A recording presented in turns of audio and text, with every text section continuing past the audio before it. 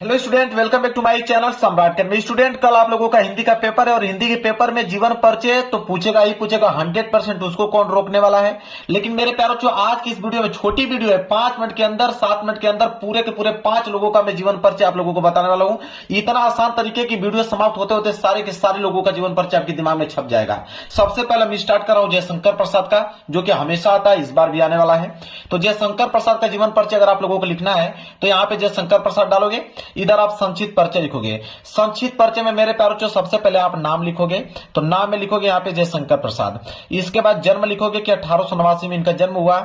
जन्म स्थान की अगर हम बात करें तो काशी और वाराणसी में हुआ था, मतलब काशी में जो कि वाराणसी में पड़ता है। पिता का नाम, इनके पिता का नाम देवी प्रसाद था। माता का नाम इनके मुन्नी देवी था। मृत्यु की अगर हम बात करें, मृत्यु हुआ उनका 1937 ईस्वी में। रचनाएं की अगर हम बात करें तो रचनाएं कमायनी, लहर, झरना इत्यादि इनकी महत्वपूर्ण रचना है। इतना ही पॉइंट अगर आपको याद हो गया तो इसी से मैं पूरा का पूरा आप जीवन परिचय लिख पाओगे। कैसे, देखिए, पहले नाम से स्टार्ट करोगे, तो नाम से स्टार्ट करोगे तो लिखोगे नाम में जयशंकर प्रसाद लिखोगे।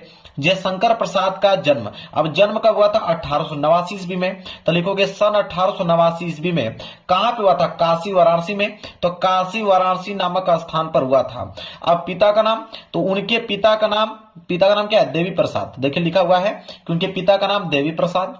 माता का नाम क्या है? मुन्नी देवी, तक वही लिखा है, तथा माता का नाम मुन्नी देवी था। फिर लिखेंगे लास्ट में हम लोग कि बचपन में ही पिता की मृत्यु हो जाने के कारण घर पर ही हिंदी, संस्कृत, फारसी, उर्दू भाषाओं का गहन अध्ययन किया। अब आप ही बताइए कि किसी भी बालक क्या पिता अगर वो बचपन में ही है और उनके पिता का देहांत हो जाता है तो आगे की शिक्षा पढ़ाई कर पाएगा? वो आगे नहीं पढ़ाई कर पाएगा, क्योंकि उसको कौन पढ़ाएगा। तो इसलिए वही चीज लिखा है कि बचपन में ही पिता की मृत्यु हो जाने के कारण घर पर ही उन्होंने क्या किया? हिंदी, संस्कृत, फारसी, उर्दू भाषा का गहन अध्ययन किया। और इनका जीवन बहुत संघर्षशील था। जाहिर सी बात है, संघर्षशील होगा ही होगा। अल्प अवस्था में ही, मतलब कम उम्र में ही क्षय रोग के कारण ही उनकी मृत्यु सन 1937 ईस्वी में हो गई। रचनाएं की अगर हम बात करें, लहर, झरना, कमायनी इनकी महत्वपूर्ण रचना है। मात्र 1 या 2 मिनट लगा होगा। यहाँ पे जयशंकर प्रसाद का जीवन परिचय हो गया बिल्कुल मेरे प्यार बच्चों समाप्त। अब हम बात करेंगे मेरे प्यार बच्चों तुलसीदास का जीवन परिचय, जो कि बहुत इंपॉर्टेंट है, हर साल आता है। तो तुलसीदास का जीवन परिचय लिखने के लिए इधर संक्षिप्त परिचय में हम उनका नाम लिखेंगे, तो नाम में लिखेंगे तुलसीदास। जन्म में लिखेंगे 1532 ईस्वी में इनका जन्म हुआ। स्थान की अगर हम बात करें तो बांदा जिले के राजापुर गांव में उनका जो हुआ जन्म हुआ। ठीक है। इसके बाद पिता का नाम आत्माराम दुबे था। माता का नाम हुलसी। रचनाएं की अगर हम बात करें, ठीक है, रचना इनकी रामचरितमानस, गीतावली। अब मृत्यु हुआ इनका 1623 ईस्वी में। तो यह मेन पॉइंट था जो कि मैंने यहां पे लिख दिया। अब इसी से मैंने पूरा का पूरा जीवन परिचय बना रखा है। नाम से स्टार्ट करेंगे तो गोस्वामी तुलसीदास का जन्म कब हुआ? 1532 ईस्वी में। कहां पे हुआ? बांदा जिले के राजापुर गांव में। तो वही चीज लिखा है, बांदा जिले के राजापुर गांव में हुआ था। इनके पिता का नाम आत्माराम दुबे तथा माता का नाम क्या है? देखिए, हुलसी देवी था। कुछ लोग इनका जन्म स्थान एटा जिले के सोरो स्थान पर मानते हैं, मतलब कुछ लोगों में मतभेद था। कुछ लोग तो मानते हैं कि बांदा जिले के राजापुर नामक गांव में इनका जन्म हुआ था। ठीक है। कुछ लोग मानते हैं कि नहीं, एटा जिले के सोरो स्थान पर इनका जन्म मानते हैं।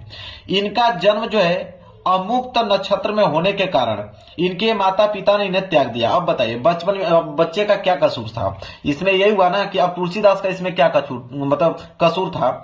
मेन चीज यह है कि जब अमुक्त नक्षत्र में वो पैदा हुए, पंडितों ने उनका देखा कुंडली, तो पंडितों ने बताया कि नहीं, इनका जो जन्म हुआ है अमुक्त नक्षत्र में हुआ है। उनके माता पिता ने सुना तो उनको त्याग दिया। तो वही चीज लिखा है कि इनका जन्म जो है अमुक्त नक्षत्र में होने के कारण इनके माता पिता ने इन्हें त्याग दिया। इनके गुरुस्वामी नर हरिदास ने इनका पालन पोषण किया। इनके गुरुस्वामी कौन थे? नर हरिदास। नर हरिदास ने इनका पालन पोषण किया। और इनका विवाह किससे हुआ? रत्नावली के साथ हुआ। लड़की का नाम क्या था? रत्नावली। और ये अपनी पत्नी से बहुत प्रेम करते थे। फिर आगे लिखेंगे, लेकिन पत्नी के डांट के कारण इनके मन में वैराग्य उत्पन्न हो गया, मतलब उन दोनों में लड़ाई हुआ। पत्नी ने कुछ ऐसा शब्द बोल दिया कि उनका मन जो है एकदम मोह माया से विरक्त हो गया। तो वही चीज लिखा है कि लेकिन पत्नी के डांट के कारण इनके मन में वैराग्य उत्पन्न हो गया तथा इनकी मृत्यु जो हुआ सन 1623 ईस्वी में हो गई। रचनाएं की अगर हम बात करें, रामचरितमानस, गीतावली, दोहाली इनकी महत्वपूर्ण रचना है। यह भी समाप्त हो गया। कितना कम समय लगा? 2 मिनट में तुलसीदास का भी जीवन परिचय बिल्कुल समाप्त है। याद भी हो गया होगा आप लोगों को। अब हम देखेंगे मेरे प्यार जो महाकवि सूरदास जी का। अब महाकवि सूरदास जी का जीवन परिचय देखिए, संक्षिप्त परिचय में लिखेंगे नाम, तो नाम में लिखेंगे सूरदास। जन्म हुआ 1478 ईस्वी में। जन्म स्थान कहां पर हुआ? रूनकता। पिता का नाम था पंडित रामदास। मृत्यु हुआ सन 1583 ईस्वी में। रचनाएं की अगर हम बात करें तो सूरसागर साहित्य लहरी इनकी महत्वपूर्ण रचना है। अब इसी को हम लोग यहाँ पे लिखेंगे कि जीवन परिचय हेडिंग डालेंगे, लिखेंगे कि महाकवि सूरदास जी का जन्म कब हुआ? 1478 ईस्वी में। कहां पे हुआ? रूनकता नामक ग्राम में हुआ था। कुछ लोग यह मानते हैं कि इनका जन्म सिही नामक स्थान पर हुआ था। मतलब कि कुछ लोग ये भी मानते हैं कि नहीं, रूनकता में इनका जन्म नहीं हुआ था। कुछ लोग कहते हैं नहीं, सिही नामक स्थान पर जन्म हुआ था। तो दोनों पॉइंट को हम लोग लिख देंगे, क्या दिक्कत है। फिर लिखेंगे तथा इनके पिता का नाम था पंडित रामदास। ठीक है, देखिए लिखा है ना, पिता का नाम पंडित रामदास, तो ये चीज लिखा हुआ है। तथा इनके पिता का नाम पंडित रामदास था। सूरदास अंधे थे या नहीं, कुछ विद्वानों में मतभेद है। मतलब कहने का मतलब है कि कुछ लोग ये मानते हैं कि सूरदास अंधे नहीं थे, बाद में अंधे हुए होंगे। लेकिन जिस प्रकार उन्होंने रचनाओं का, कविताओं का इस प्रकार वर्णन किया है, व्याख्या किया है, उसको देखते हुए कुछ विद्वानों को लगता है नहीं, अंधा व्यक्ति तो इतना बेहतरीन वर्णन कर ही नहीं सकता है। तो वही लोग कुछ लगते हैं कि सूरदास अंधे थे या नहीं, कुछ विद्वानों में मतभेद है। एक बार वल्लभाचार्य जी के दर्शन के लिए मथुरा के गौ घाट पर आए। किसके दर्शन के लिए? वल्लभाचार्य जी के दर्शन के लिए। कौन? सूरदास जी। कहाँ है? मथुरा के गौ घाट पर आए। उन्हें एक स्वरचित पद गाकर सुनाया, मतलब वो खुद कुछ पद लिखे हुए थे स्वयं से, वही उनको गाकर सुनाया। किनको? वल्लभाचार्य जी को। तो वही कह रहा है कि मथुरा के गौ घाट पर आए, उन्हें एक स्वरचित पद गाकर सुनाया। उसी समय वल्लभाचार्य ने उन्हें अपना शिष्य बना लिया। इतना प्रभावित हो गए हैं, ठीक है, कि उन्हें अपना शिष्य बना लिया।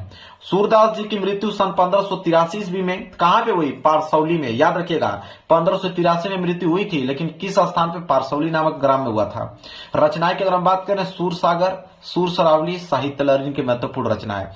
तो महाकवि सूरदास जी का भी जीवन परिचय समाप्त हो गया 2 मिनट के अंदर। चलिए आगे बढ़ते हैं।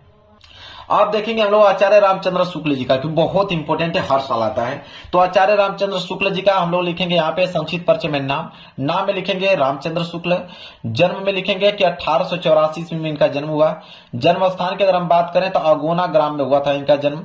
पिता का नाम था चंद्रवली शुक्ल। मृत्यु हुआ इनका 1941 ईस्वी में। रचनाएं की अगर हम बात करें तो चिंतामणि विचार विधि इनकी महत्वपूर्ण रचना है। जीवन परिचय यहाँ पे हेडिंग बना लेंगे और लिखेंगे कि आचार्य रामचंद्र शुक्ल का जो जन्म हुआ था कब? देखिए लिखा हुआ है 1884 ईस्वी में। कहां पे हुआ? बस्ती जिले के अगोना ग्राम में। बस्ती जिले के अगोना ग्राम में इनका जन्म हुआ था। और इनके पिता का नाम था चंद्रबली शुक्ल। देखिए लिखा हुआ है, इनके पिता का नाम चंद्रबली शुक्ल। इन्होंने 10वीं की परीक्षा मिशन स्कूल से उत्तीर्ण किया। मतलब जिस स्कूल से उन्होंने 10वीं की परीक्षा दिया उस स्कूल का नाम था मिशन स्कूल। तो मिशन स्कूल से उत्तीर्ण किया। गणित में कमजोर होने के कारण आगे वो पढ़ नहीं सके, ठीक है।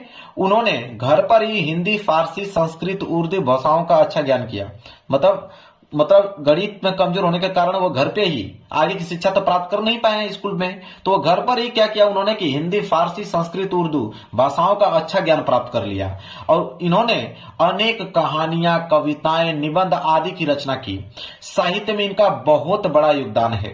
सन 1941 ईस्वी में इनकी क्या हुई? मृत्यु हो गई।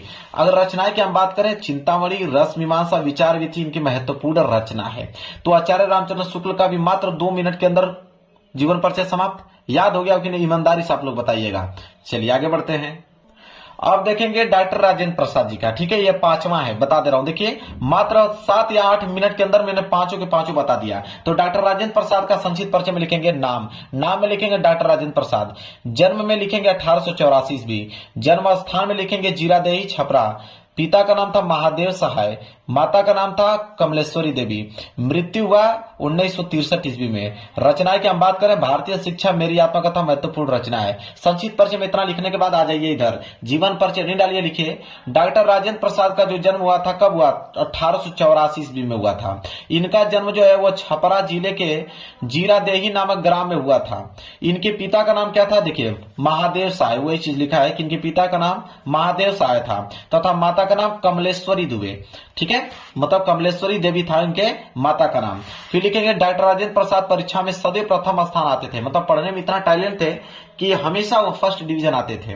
तो डॉक्टर राजेंद्र प्रसाद परीक्षा में सदैव प्रथम स्थान आते थे। इन्होंने कलकत्ता विश्वविद्यालय से MA किया और ML किया। उन्होंने एमए और एमएल की परीक्षा उत्तीर्ण की। इनका लगाव जो था वो प्रारंभ से शुरू से ही राष्ट्रीय सेवा में था। इनको भारत रत्न से भी सम्मानित किया गया और इनका जो निधन हुआ वह 1963 ईस्वी में हो गया। रचनाएं की अगर हम बात करें तो भारतीय शिक्षा, गांधी जी की देन और मेरी आत्मकथा इनकी महत्वपूर्ण रचना है। समाप्त हो गया कि नहीं मेरे प्यारों, बताइए। 10 मिनट के अंदर मैंने पांचों के पांचों जीवन परिचय समाप्त कर दिया। इतना आसान पूरे यूट्यूब चैनल पे आप लोगों को कहीं नहीं मिलेगा। एक बार रिवाइज करके जाइए और 10 नंबर जीवन परिचय में लेकर आइए। वीडियो पसंद आए तो वीडियो को लाइक कर देना, चैनल पर नए हो तो चैनल को जरूर सब्सक्राइब कर लेना। मिलेंगे एक प्यार से नेक्स्ट वीडियो में, तब तक के लिए धन्यवाद।